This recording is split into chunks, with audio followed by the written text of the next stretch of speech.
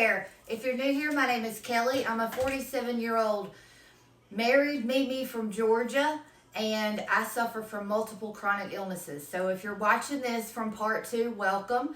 If you've not seen the first 2 parts of this series, please go back and watch those now so you can catch yourself up. Basically what I'm doing is just a series on chronic illness awareness, but the first couple of parts have been basically just describing my story, where my chronic illness story begins.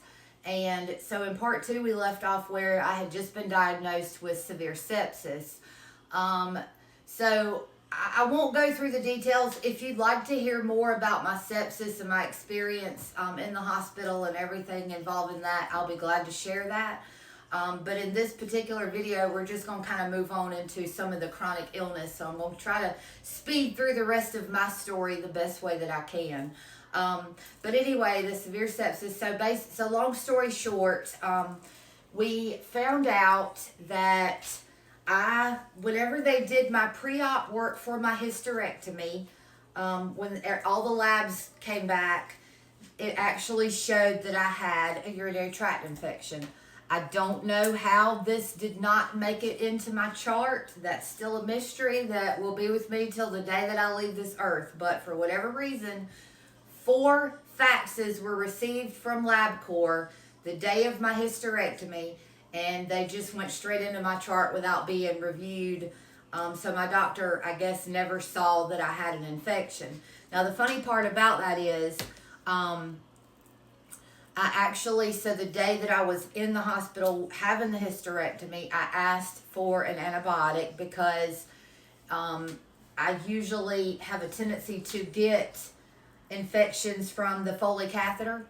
And the doctor told me, just to wait and see, and if I had any trouble to let her know, and that she would be glad to call something in for me. This hair is... it's always something, y'all. Just this hair has a mind of its own. It needs its own TikTok, I think, because this hair, I don't ever know what it's going to look like from one day to the next. Anyway, so she said, well, let's just wait and see how you do, and if you need an antibiotic, then I'll be glad to call something in for you. Okay, cool. So the next morning, before I left the hospital, because it was on a Saturday when I got discharged, I asked again the doctor that was discharging me, would you mind writing me an antibiotic so that, since it's the weekend, I can just go ahead and get it filled in case I need it? Well, we don't really like to overprescribe antibiotics because that could lower your resistance or, lower your susceptibility, blah, blah, blah, whatever. Now, keep in mind, at this point, they had already received 4 faxes from LabCorp. So anyway, needless to say, whenever I started telling this story the other day, and made it to the part of sepsis, I kind of had to take a little break before I could do part 3 because it's been a long time since I've thought back on those days, and it was extremely traumatic. Not just the fact that I was, that sick, and, the fact that I had my doctor literally telling me, had I stayed at home one more hour, I wouldn't be here. Things like that. It really kind of got to me, because me personally, like, I am a person of integrity. I'm a person of, if I say I'm going to do something, I'm going to do it. And the fact that I'd been let down by my doctor, it just really, really bothered me. I think that part bothered me more so than the sickness itself. Anyway, so I get out of the hospital. I ended up having another surgery after I'd been released from the hospital because they were going to go in and remove that first stent that they had put in. Well, when I woke up from the second surgery, this was on May 31st. So May 4th, so March 27th or 29th, I had my hysterectomy. May 4th, I had the first surgery on my kidney to put the stent in. May 31st, I had my second surgery. And when I woke up from that surgery, something just was not right. I don't know if something happened during that surgery, like maybe I woke up, or I don't really know. That is a whole other traumatic experience within itself, but I do know that I was spitting blood. Like, every time I brushed my teeth, it was just like, there was like this sore spot, like this whole area of my tongue was just really, really sore, almost like You know how sometimes if you eat something really sour, or sometimes you can even kind of scrape your tongue when you're brushing your teeth or something like that. It was just really sore and it would bleed a lot. So the next several months after sepsis, I went right back to work immediately after having that second stent removed, and tried to get back in the swing of things. I kept having all sorts of symptoms. I went through multiple rounds of steroids.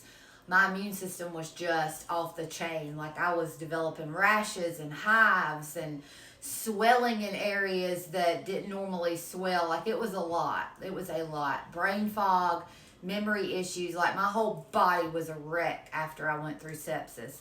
Now, I will say, if you know anything about sepsis, obviously I am one of the lucky ones because I did not have organ failure.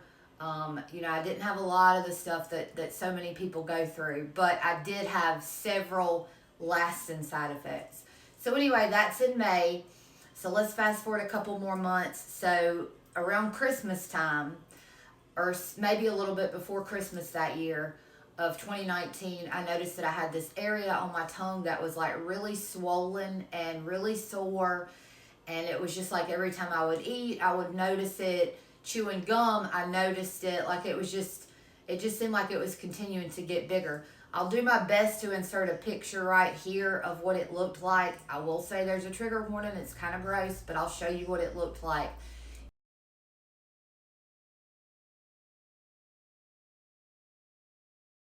In February, I finally ended up going to the doctor because it just continued to get bigger and bigger and bigger. And at this point, like, my mouth was burning a lot. Of course, like I said, I was still spitting blood every single time I brushed my teeth. Throughout the day, it had gotten to where even talking would make my tongue bleed.